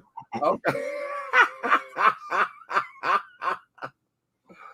When they try to tell folks, honey, that's the people, honey, who to tell folks that a vibrator was a massager. It was a hand massager. They right on their face and shit. Right. Oh my Lord, honey. Call it what you want to call it. Right. Okay. Hey, my lovely friends. I can't stay tonight because my parents were visiting. Just wanted to pop in and say hello. Hey, Amy. Amy. Okay, right. Okay. But cheer. Let's see. 103 Jams in Norfolk would stand the man. Ladies would leave from the Broadway and head to the male strippers. It was the club in Norfolk where all the gay females would go to see women dance. Yep. Okay. All right. That's right. I used to male dance way back in the day, and it didn't faze me. Vaughn. This is my costume. Yeah, he was a dancer. I know who that is. Okay, he was back. Well, that's how we first met. Well, I wasn't at his show, but I knew him from someone. But he was getting together. He was making one of my costumes, but making one of his at the same time. And was on his way to a gig. I was like, "What?" He said, "Oh, I dance." I said, "Excuse me," and carried on. And that's when we had Watts Mozambique and Henry's Place. And let me tell you something about how I popped my cherry in the ATL. As well. When I first got here, all I did was promoting security. I was a party promoter. My very, very, very first event in Atlanta, Georgia, was a Mother's Day show. And I bought all the male dancers. I don't know if you probably remember this being in media, but I bought all the male dancers down from Chicago that was on Sally Jesse. Yes. Every one of them that was on that stage. Chocolate Shake, Bodacious. Motherfucking Get It Wet. Ooh. To Atlanta for a Mother's Day show at the Atrium in Decatur. You said motherfucking day. I remember that one. Yes. So these are the guys that I know. I know these guys. So now I flew them down, put them in a hotel right down on Memorial Drive, maybe a mile away from the club. And Mother's Day, I packed that bitch up. One side I had, the side that we were on, we had the party like the night. Yeah. Okay. That side was all men. Okay. And the other side with the big stage, all dancers from Chicago. I had one local dancer that was also a massage therapist. And his show, he integrated his massage table within his show. Right, with the show. And when I say I had them over there, titties out and taking panties off and everything, and them niggas was over there hearing them bitches scream, and they was getting excited, but they were steady drinking. I said, the more you drink, the better you be ready. Because when I open up these double doors, that middle bar, all free. Okay. Bruh. When I say one night, overhead probably was about $3,000. That was my overhead. 15 bands. Wow. One party. $15. Yeah. $20 a ticket, $25 at the door. Yeah. the pool on the other side was open. And the women that were there, and after that, there was 2 strippers that if you wanted to get in the swimming pool with them, it was $50 to go up that steps and go in the pool. Right. They butt ass naked in the pool. Right. Yeah. So I made about $400 or $500 on that. Mm-hmm. So okay. I said that last night, metrosexual. Okay. The AJC did a whole thing on metrosexuals in the late 90s. Yeah, because Lillian Vernon Corporation was in Virginia Beach. Virginia Beach, yep. Yeah, TJ. I am from Detroit, so unfortunately, you said unfortunately. I remember those commercials for Watch Club Mozambique and Henry's Place. It was Palace, Henry's Palace. Channel 62. Okay. On Channel 62. Yeah, that was our black station, honey. Okay. Oh, you don't remember Channel 62 was the Detroit black station and Channel 52 was the Chicago black station. Okay. It was a male and female strip joint on Roswell Road, right off of I-285. Oh, okay. Well, you know what? That's true. That's true. I never got a chance to go over there, but I kept hearing about it. Okay. I heard a lot about that. Okay. So yes, honey, yes. But I wanted to get into that for a brief little moment because when we get into the whole idea of that, now TJ, you ain't weighed in on the dick shaming thing, honey. Okay, you ain't weighed in on that, and I haven't heard anybody, just a couple of folks. When it comes down to, I'm tying this together because oftentimes when we think male dancers and things, it's always about the sex, how big he is, and this, that, and the other, blah, blah, blah. But then you create this fantasy. And then when we go to the black man and those who are not your fantasy size or whatever, why is it that we have to dick shame people? And we have made that into a culture. We got a song on about it. Don't want no short dick man, honey. I forgot about this. Okay, don't want no short dick man. Teeny weeny, teeny weeny, itty bitty short dick man. Okay, and it's like, we have established an entire subculture of shame when it comes down to that. And then it's on something that's the children can't do nothing about. And the options that are out there, why would anybody want to taint with surgical procedures down there? Because the risk is the damn thing may not work at all. That's the risk of it. Now, we were talking about breast implants, for women who, the itty bitty titty committee, okay, and how they get shamed or whatever for not having breasticles. But if they go get breast implants or whatever, the damn titty is functional still. Okay, it may be a botched job, but the bitch is still functional. Right. Okay. But if a man goes, the odds of him coming out of that particular procedure, not being able to use that damn thing, honey, are far greater, than having a procedure that's really cute. That's too much fucking around for me. Yeah, for me. Well, for me too. That's too much fucking around. That's too much fucking around. Some shit you just don't do.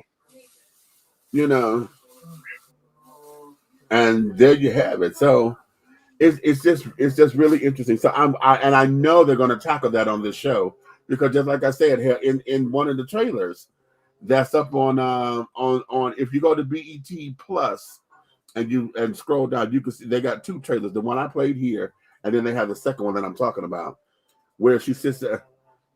Where she sits down and talks about if your member, honey, is anything less than the number of digits in your phone number, honey, then don't come back. So I'm sure they're going to talk about that and address that in some kind of way or whatever. So okay. Let me see. What was this? The show I was referring to was The Deuce, and they incorporated the rise of HIV and the mafia's ownership of the porn industry, the X-rated movie theaters, etc. It is worth watching. Trust me. The Deuce. Okay, I have to look into that. Okay. But say yes, I did when I was at Heatism. Okay, I don't have a problem. I'm blessed, hung low. If I pull my shit out, Bernie Mac. Okay. Okay, but no. The question is, and you said yes, I did when I'm at Heatism. Okay, but as someone who was blessed, do you? And again, as a straight man, you probably won't. And this is why this conversation gets that way. Did y'all ever stop a woman from dick shaming men? I know I do with gay men all the time. I'm like, girl, that ain't his problem, you know. Well, and then these old stupid ass queens want to get into the whole idea of, well, bitch, you got to come better than that, and this, that, and the other. Because, and I'm like, bitch, you ain't got no motherfucking walls. Oh, what the hell you talking about? Okay, shit, go up in there. Hello, echo. Billy, how'd you get in here? Okay, right. Okay, the Jimmy, honey, looking for Jimmy Hoffa. I found him. Okay, shit. Okay, but also now here's the caveat, because now here's where I say that is warranted. It is warranted when you get somebody who is always talking about what he is, what he can do, yada. You know. Okay, now psychologically, we all know what that is. Okay, now we get those children, honey, who sit down there and they talk a good game, honey. They talk. You know, and then when it's all said and done, honey, when you get right there, you know, when you get right there, then it becomes okay. You did all this fucking talking, and this is what you got to work with, you know. This and in those cases, that's where it becomes. It's just like, you know how I say about politicians who are so busy trying to slam, you know, gay people and this, that, and the other. They're so busy this, that, and the other, and then you find out that they secretly on the DL, they getting their dick sucked at the airport. I know what that is. I've always known what that is. Okay. I have always known what that is. Okay. So yeah, let me go here. Wait a minute, Pride, what you say? Watch, Mozambique, beat, featuring Chocolate Thunder. Yes.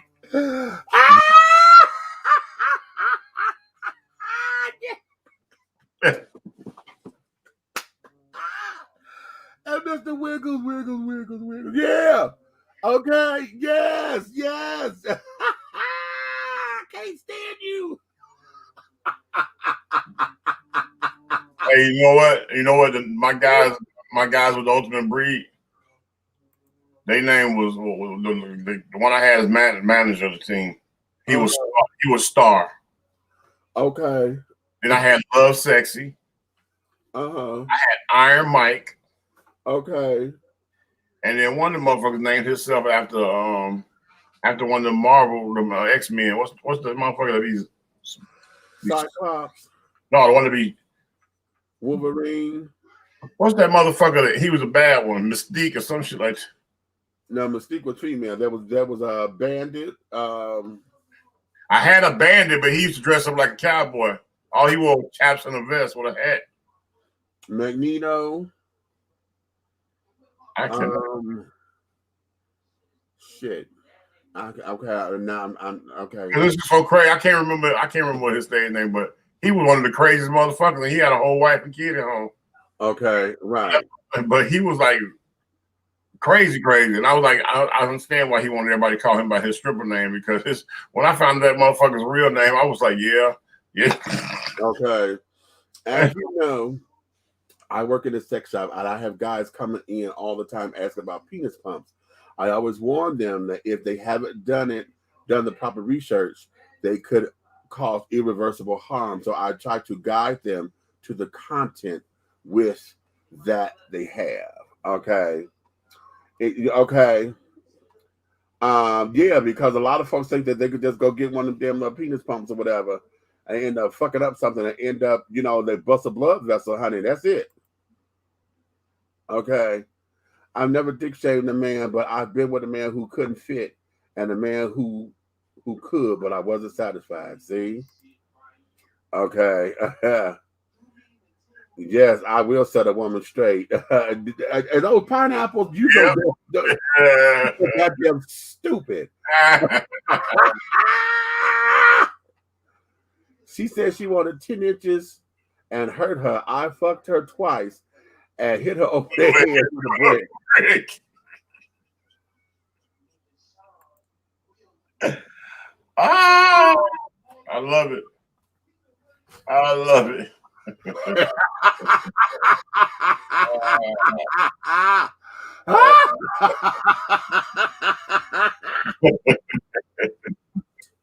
I'm not with you. I am not with you. Okay, Magneto. Ooh. Lord have mercy today. Now, I like one of my jokes was out. And bitch said, I want you to fuck the taste out of my mouth. So I got them, gave her a dick in the car, and I pushed her in the ER where COVID was at. Okay, no. I'm not with y'all. Stop it.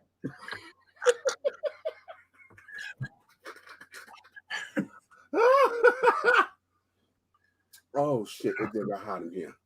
Okay, now you can't smell or taste nothing. There you go. Yeah. All right, let me take a little commercial break. When we come back, we're going to one more topic, and then that's going to be the show for the day, honey. We shall be right back after a word from our sponsor. Ooh, how about that?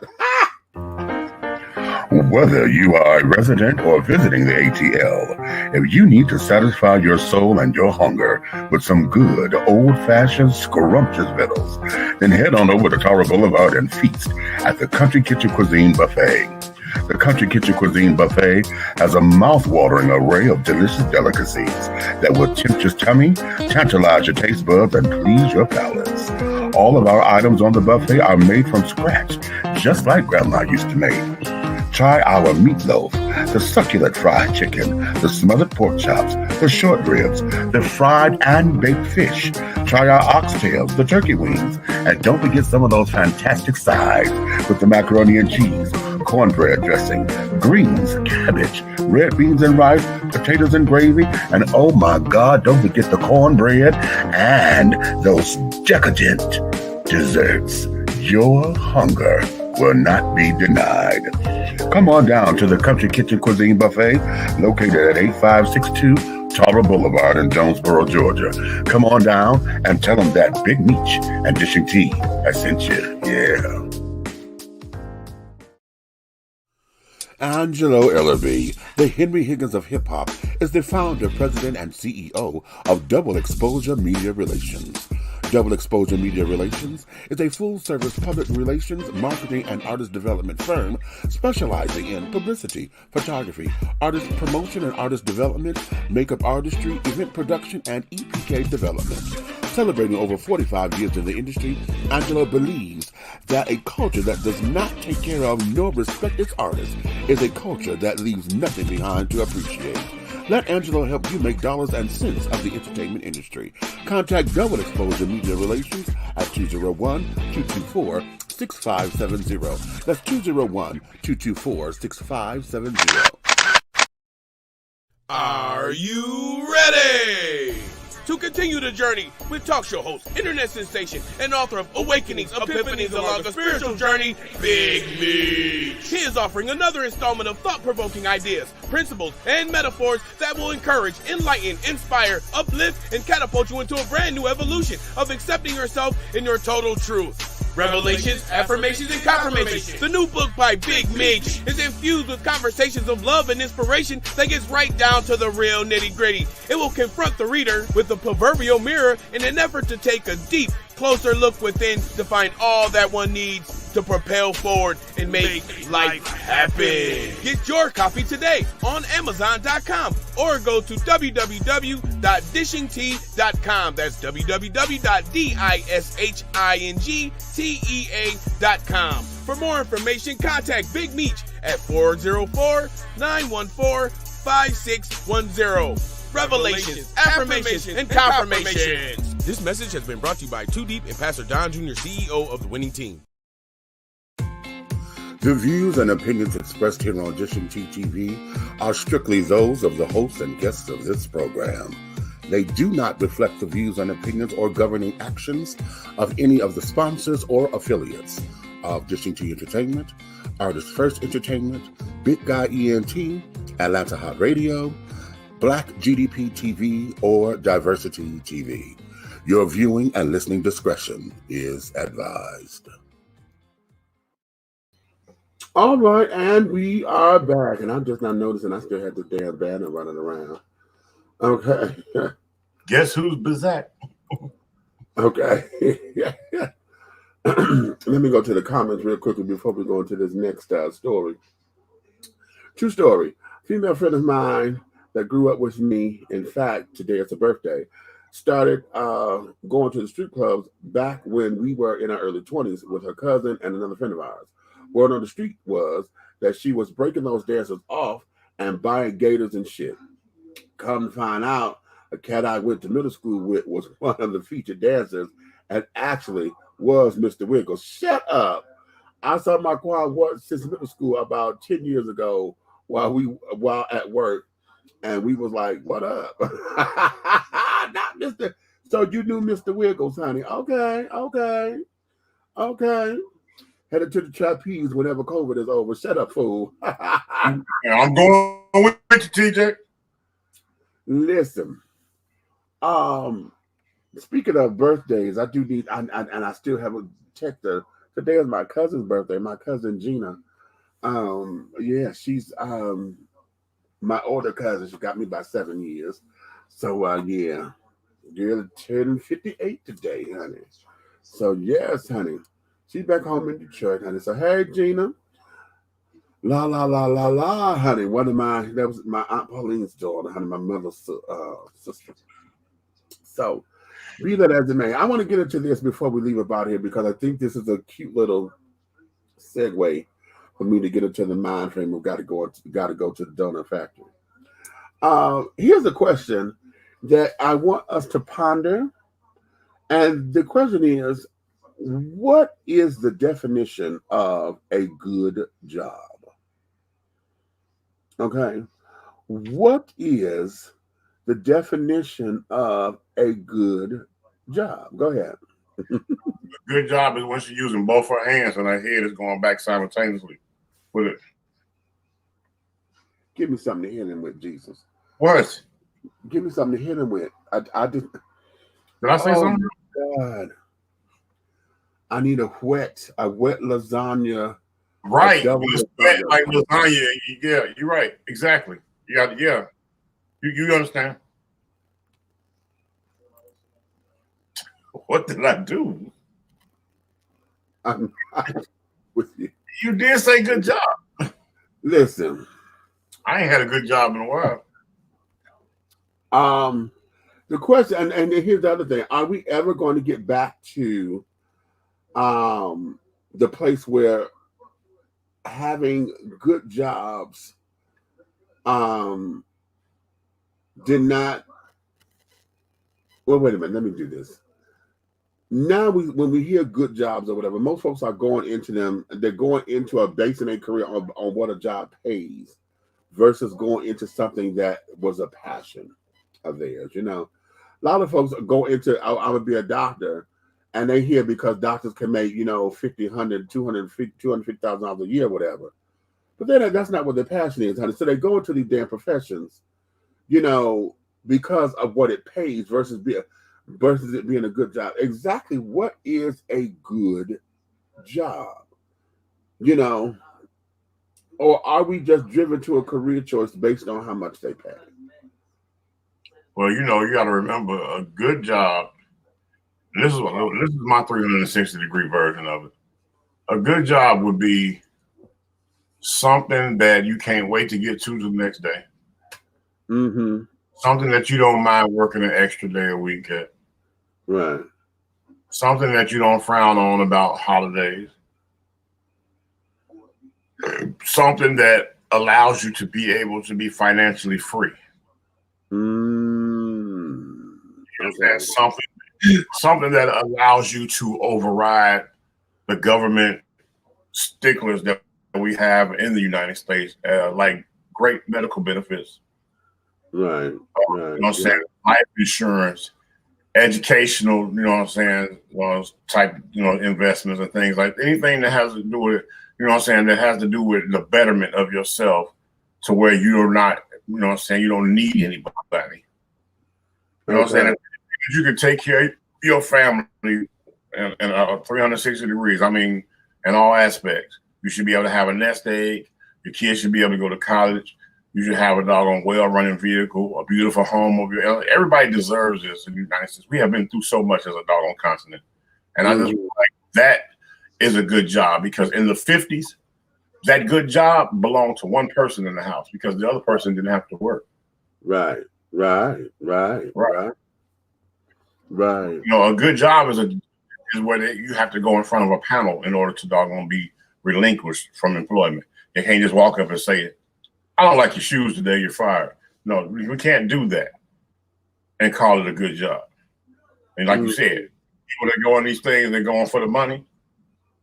That money's good, but if they can just take it away from you in 15 minutes, what's your point?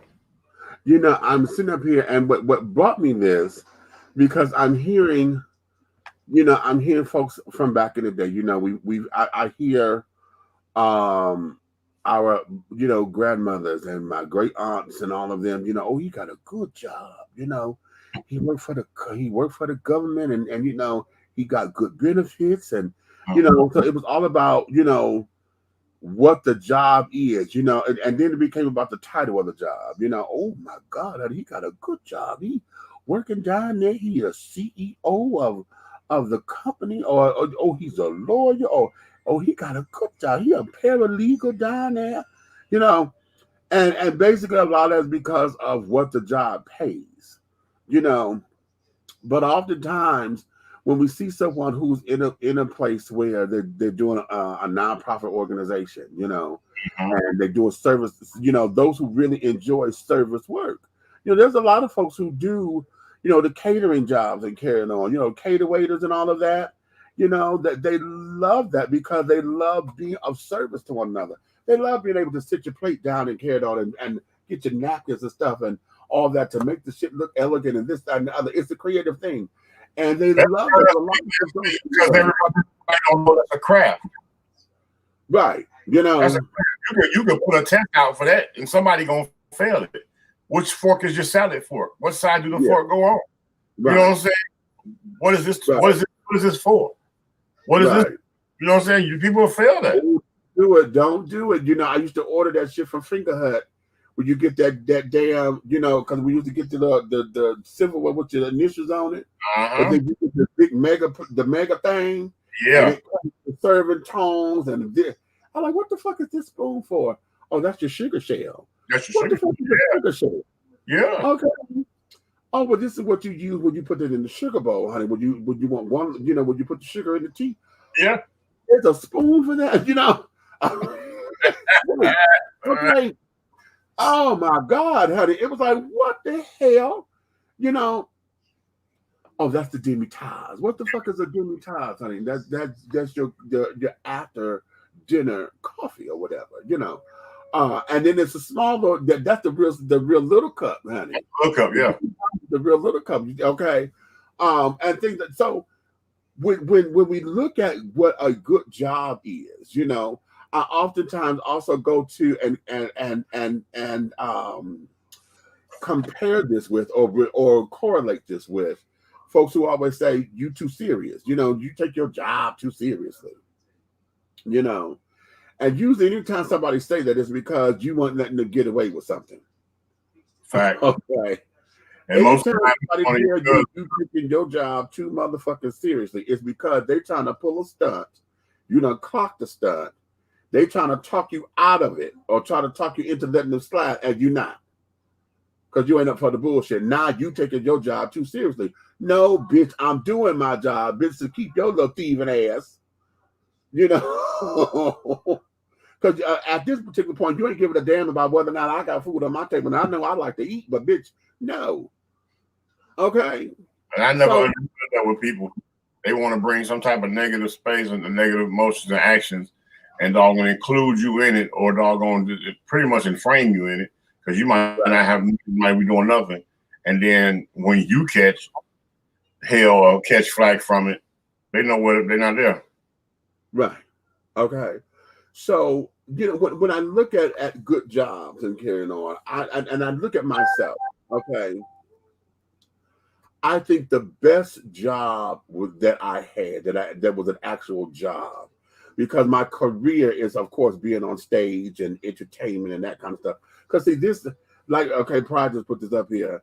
He says there's an old saying that if you enjoy what you're doing, that you never work a day in your life. Exactly. And so, like, this here is my job, but it's not, because, you know, a lot of folks will think that this is a hobby. No, this is what I do. Okay. This is what I do. Okay. And so this is not. Let me piggyback there. We love this shit. Hello. Okay. Okay. Don't know what we go through. We love this shit. Okay. So the whole idea of, you know, having a good job, you know, and we looking at the financial ramifications and the benefits or lack thereof of it, you know, I enjoy what I do down at the donut factory. I enjoy it because I enjoy people. But at the same time of me enjoying people, I can't stand people, because in dealing in customer service, folks want you to believe that you're supposed to put up with their bullshit. Okay. And we have allowed that because businesses have been preaching that over the years. The customer is always right. No, the customer ain't always right. The customer is always the customer. Customer ain't always right. The customer is always right, only when it depends on what side of you they standing on. How about that? All right. Because I tell you in a minute, if you take your left shoe off and put it on the wrong foot, you right? Boom. Okay.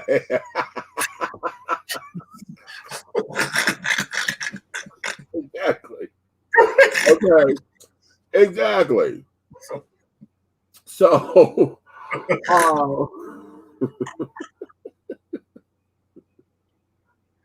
what the fuck that is, you're right. Okay. You're right. Right. Okay. But I wanted us to get into that, and just to have to see where everybody's thought process was on this, because oftentimes, you know, and now that we're trying to get folks that they just did a news story today about folks in the service industry. You know, a lot of the restaurants are still having problems getting people to come to work, and this, that, and the other. But a lot of folks are not willing to come out and deal with a lot of restaurant and close contact, you know, on a daily basis, on a consistent basis. A lot of the restaurants and stuff are trying to up the ante to have incentives for people to come in to work and things of that nature, which I get. But oftentimes, you know, when we talk about work, honey, this is work. A lot of folks don't know what goes on in the restaurant industry, you know, because it's more than just cooking. Because, you know, a lot of the servers, honey, they got to do their side work before they leave, child. Which means you got to wrap up the utensils in the napkins. Everybody got to do 50 rolls. Okay. You got to roll up and things of that nature, honey. You got to now. Well, I'm gonna tell you what I hated about working in the motherfucking kitchen, and that there is rotating that goddamn stock. Yeah. Oh my God. And when you work in the pizza industry, everybody got to fold 100 boxes. Okay, right. Okay. You got to pre-fold 100 boxes before you leave, each person. Oh, because you got to be ready, you know, and this, that, and other. And then not to mention all of the cleaning and then staying up to codes and making sure that you know, I know back home, I haven't done it here because, and I know they have to have it here because I just don't work in the industry to get your food license. But you know, back in Detroit, you had to go down to the health department to get your food handler's card. Yeah, you got to get serve safe. Yeah, that's what it is. Serve safe. Thank you. Yeah. Okay. Oh, you know this. This is my thing. You know, I'm a culinary artist. So, you know, in order to, and then you got to keep it up to date because a lot of folks don't know that you have to renew that. You have to renew it. Okay, you have to renew that. It's funny you're talking about this, right? I'm gonna tell you, this happened just today. I went today and I was like, wow. I pull up to a I'm not finna plug them, but I pull up to a well-known restaurant drive-through, right? And it was right at that transition of when breakfast is turning into lunch. Oh Lord. When I get there, there's nobody there but the two managers that work there, or three managers. There's three managers there. Nobody came to work. So therefore, in order to transition from breakfast to lunch, they had to shut down. Yeah. Clean up and reset up because there was not no workers there to transition over. I said, and then with me up there, you know, talking about what's going on and conversating, and I'm sitting back watching, I saw about 7 or 8 people that were potential customers didn't get the chance to get nothing to eat. They had to go somewhere else. Right. So now you probably disrupted their time because they probably only had so much time. Right. Now you're off the list of places to go when they have their break. Right. And it's all because your staff said, I don't like it. Right. But I was amazed. I'm like, wait a minute. Y'all have to shut down the damn store and then get everything switched out, then transfer over, start cleaning up, and then you can start serving lunch. I said, nuh-uh. I said, it'd be a whole lot of no job having motherfuckers around here because But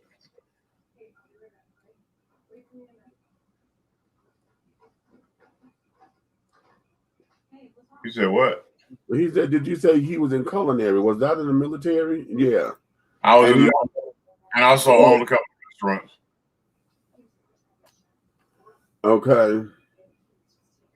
So yeah. So I wanted to get into that because you know, and I think this is going to be an ongoing thing as far as understanding what it is, because you know, some folks we know the difference between a job and a career. I hope we do. Right. Okay. I hope we do. You know, because most of us, and I think a lot of us, end up in jobs, you know, just to make ends meet, and you really not basically in your career choice or whatever. You're just trying to get over. Because I'm gonna tell you something. Lord knows, I never thought that security would be my racket. Okay. I got into it because it was a job. I'm an entertainer and this, that, and the other. And I know that this particular kind of work is most flexible for me. Okay. And whenever I was between gigs, I know it's something I can get right back into. You know, because everybody always needs security. Let's be honest about security and the security levels that we both have worked in and you're working in now. Mm-hmm. Those are and have been great segues to what we do anyway. Right. Because of the setup. Right. It puts us in the middle of, it puts us in the middle of what we need to doggone ignite our whole entertainment and our media system. So right. I remember I did the same thing when I was there. When I was doing security, I was dead in the middle of everything I needed to see, everything I needed to know, and who I needed to meet. Right.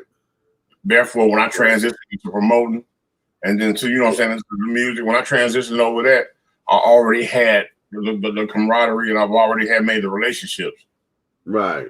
You know what I'm saying? So again, I tell everybody all the time, don't down the security guy. You know what I'm saying? Like, and I see females, oh, you're just a security guy.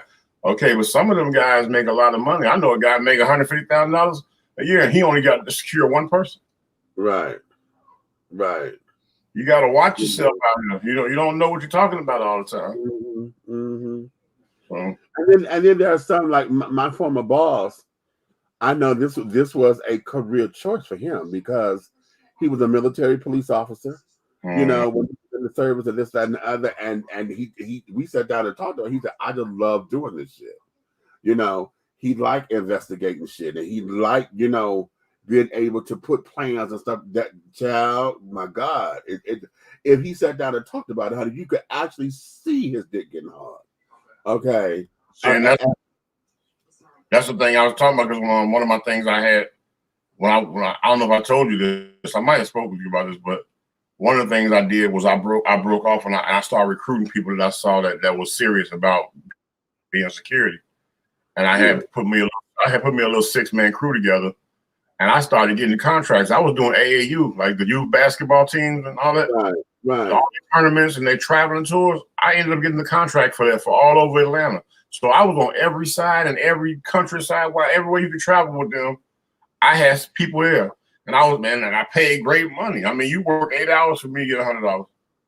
Right. You can't beat that. Did you break your back? No. If you killed yourself just checking to see if somebody had the band on or they ticket. Right. Okay. Right. So that there was just food for thought for today, and I'm hoping that as we leave this conversation, honey, would you think and ask yourself what exactly is a good job? Okay, what when you hear somebody say that or whatever, what is it that you hear? What does it mean, and then what do you hear when somebody else says? Because I know for me, what it means is that I'm comfortable in doing something that I enjoy doing. I don't mind giving up my time, you know. And I could see myself, you know, I could see myself not getting into the rat race of this, you know. I also see this as something that brings me fulfillment. I'm not feeling, I don't feel as though I'm doing a chore, you know. I absolutely get fulfillment out of it. And then on top of it, it brings me delight and joy and everything that, as you said before, everything that I need is sustained. All of my necessities are sustained, you know. And now the bonus is if I'm somewhere where I could get some luxury out of it too. See, now that's the bonus. Boy, okay. that bonus right there. As many times as I've walked into a social area, establishment or venue, and somebody recognized, right, and they go from me waiting for a table or asking for a table to being, oh no, man, you can't sit there. We're gonna put you over here, and you got a whole big ass couch and a little table to yourself. Right. And about 20 minutes later, the DJ know who you are because they don't want to necessarily your name and you in the building. Right. You know. That right there, people don't understand. It was weird at first. That's a cute feeling. It was weird at first. Because I don't know if I told you, but I told you when we went to shoot the music video. And we were shooting in a parking lot. We was in a parking lot. And this older lady that owns the parking lot we were shooting at was talking to all of us. And in the middle of the conversation, she looked at me. Now, this is an older woman. She looked at me. She said, "What's your name, baby?" Just like that. And I was like, I looked at her. And now I'm looking like, Big Red. And she was like, Big Red? What did they call you? I was like, okay, I'm Big Red. All right, this is my wife, Cupcake. At first, I didn't know she was a cougar. Right. But then she was like, "Where I know you from?" I was like, I don't know. She was like, Big Red. She said, "That's your whole name." I said, Big Red Fella. I mean, they call me that. She said, "Oh my God." Just like that. And she said, "You're on Dish T with Big Meat. I watch it every morning while I'm getting dressed, going ready to go to work." She said, She said, "I can't catch y'all at night, but I get up in the morning and I play it back." Okay. And I said, "Okay, well, thank you." Okay, but at the same time, I was weirded the fuck out because I was like, I don't know this lady from Paint. I'm way the hell over by Greenbrier somewhere. Right. Okay. Ain't that see? Yeah, it's a cute feeling. It's weird, it's cute, and all that. And then when we get into those particular places, it's like, okay, then I'm doing my job. It's like, wow, then I'm actually doing my job, you know.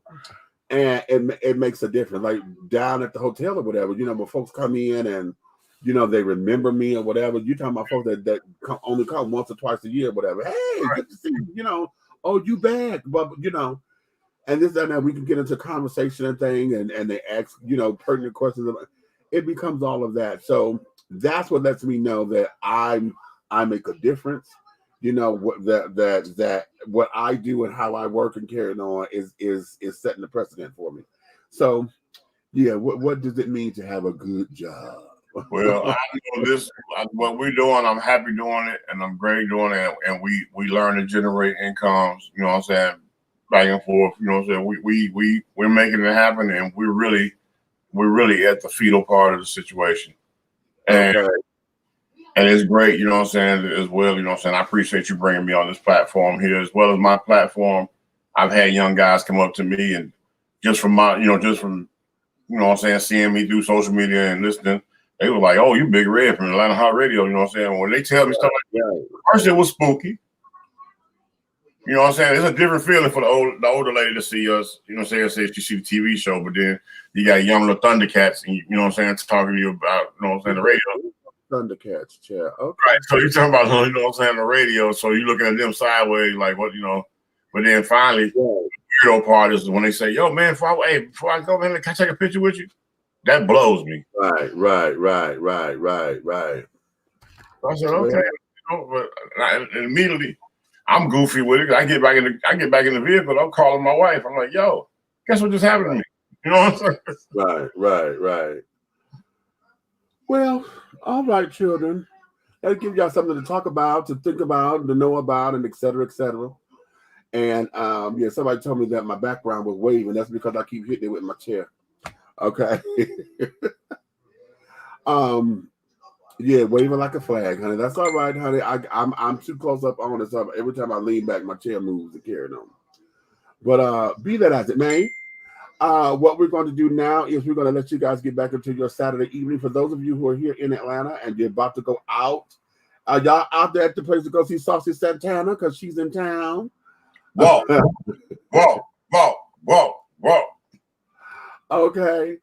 For those of you who are partaking of all of the things going on here for your Labor Day weekend, we got Black Gay Pride, we have Skate-a-thon, we have the SEC games going on, and we also have Dragon Con, okay, going on down here in the ATL. So if that's what you're doing, honey, that's cute. If you're wherever you're listening to, if you're not here, honey, I hope that whatever you're doing, you are taking your time, have fun, but be safe about it, whatever that means to you. Be safe, and let's do this all again, honey. So on that note, honey, you may finish all of your crumpets, my darling, because the tea has been just the jazz. Oh, wait, the jazz festival this weekend too. Yep. I forgot about that. Yep. Oh shit. Hey, I wonder, is Will down here? Huh? Will here? Who? Will Downey. I don't know who's here. Because that jazz fest, I know him and Michelle Ferrell does. I don't know. Anyway, all right. Right, child. Lord have mercy. I didn't realize that. Okay. Well, honey, listen. Finish all your crumpets, honey, because the tea has been dished and you've been dishing tea. Darlings, with Big Meech and the big guy ally over there, that's the big red fella. In Aunt Nikki's absence, darling, honey, we thank you, we love you, we appreciate you for coming in and spending your time with us.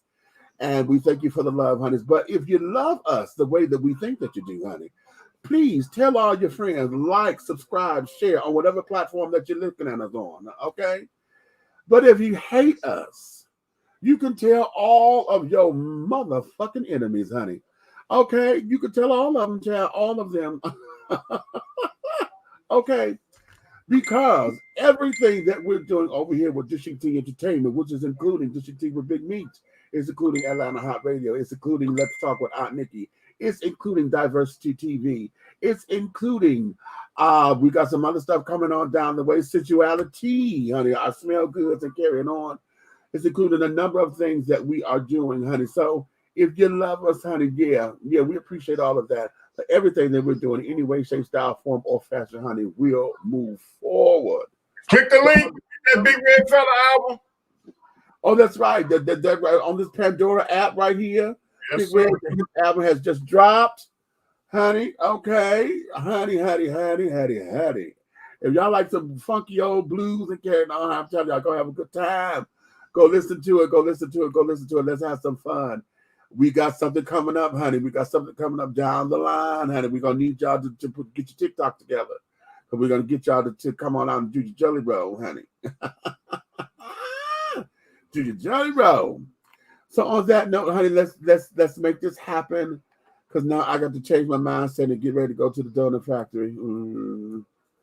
Okay, so on that note, my darling, let's see, am I ready for it? Yeah, I think I am.